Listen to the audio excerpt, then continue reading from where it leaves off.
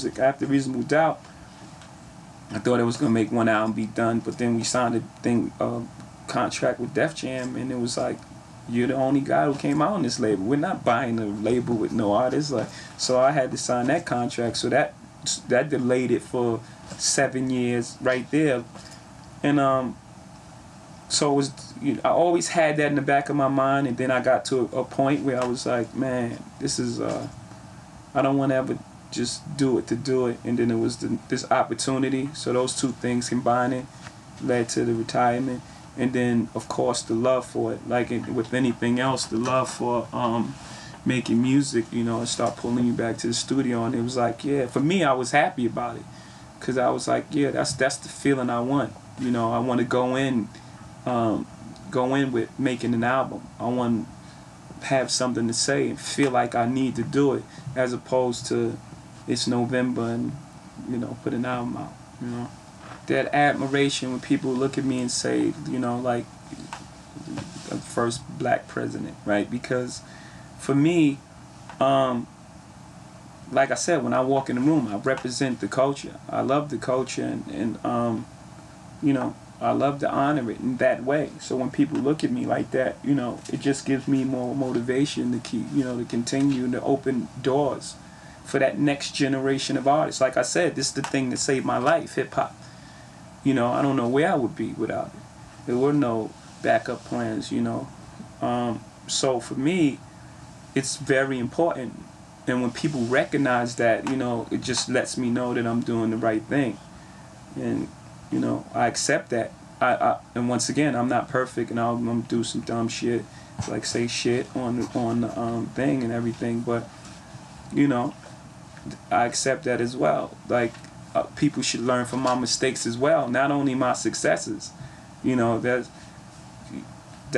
the beauty of living a life. I'm not a perfect guy. You can take whatever out of it that you choose that applies to you. Some things that I've done will not apply to you, and I made, by the grace of God and whatever angels that I had over my shoulders, I made it through. You may not make it through that same hole, but if you could take what I've done and then perfect on it, then, you know, that's great. As far as the people on Blueprint 3, it's once again, it's still a work in progress. It comes out September. So I still have about a month or so, well, a little over a month to put it together.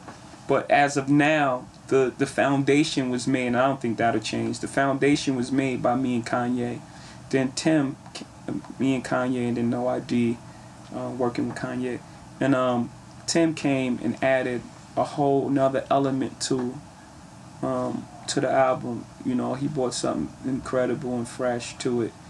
And Just has been calling me lately to try to figure out how we can get together and do something. So I don't know what happens, you know, because 2 or 3 records change an album drastically for me. You know, 2 records could remove 4. It's just like that with me and how I make records. There absolutely will not be another Big and Pac. There will never be another Bob Marley. Right? So that's pretty much the equivalent. And a lot of that is factored as well. You know, they're immortalized, like Kurt Cobain. You know, like James Dean. You know, you never got to see it. You know, they're in the capsule of perfection. Right, so you never got to see them slip or, you know, make bad albums or, you know, things like that. You never got to see human qualities, right? You know, it was just superhero perfection, and it's all in the bottle and it's closed. That's it, forever. There's no changing that. So that's a very difficult thing to do, to beat as an entertainer. I mean, the price you pay for that is too much. You know, no one wants that. I have plenty of favorite rappers. That's the difficult thing. I'm excluding Biggie and Pop because that's something they're on everyone's list, and I mean, for reasons that everyone knows. I have Rakim, and I think Rakim was he had the biggest gap from artists recording next to him at the time. I think everyone was on he was on a different wavelength. When everybody was rapping and don't suck back. And I went Ram, I said Day, and I did and I thought Run and Run DMC. I thought Run was the first person with the most charisma on stage that we've ever seen. But he was rapping when Run was rapping like with my Adidas. Rakim was rapping like I'm the Arsenal. I done the lyrics. He was rapping so far ahead of everyone else at the time that I don't think there's ever been a rapper with a bigger gap. You know, when there was Biggie, there was Pop.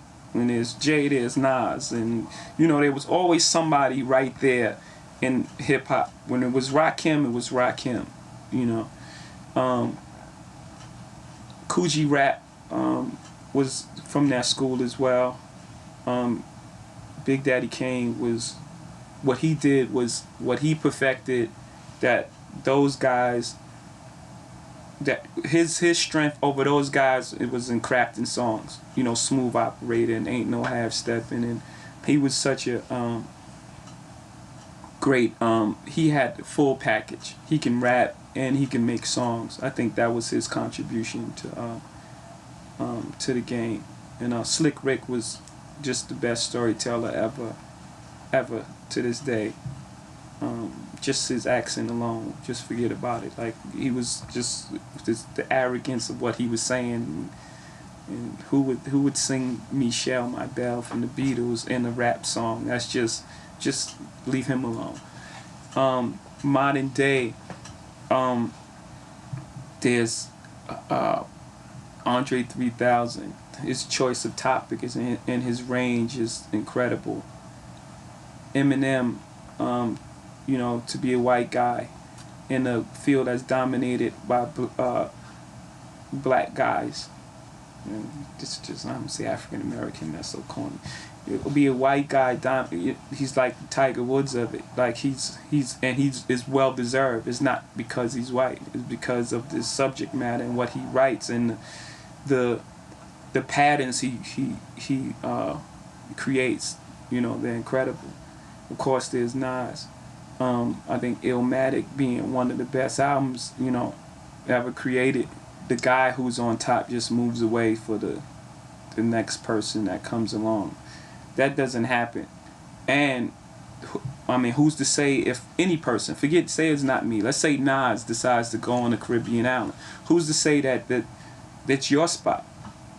Why is it your spot? Because it's vacant, right? You have to compete anyway. So at least put yourself in a position to be in that category. And we don't decide. The guys who are in power, we don't decide when it's our time.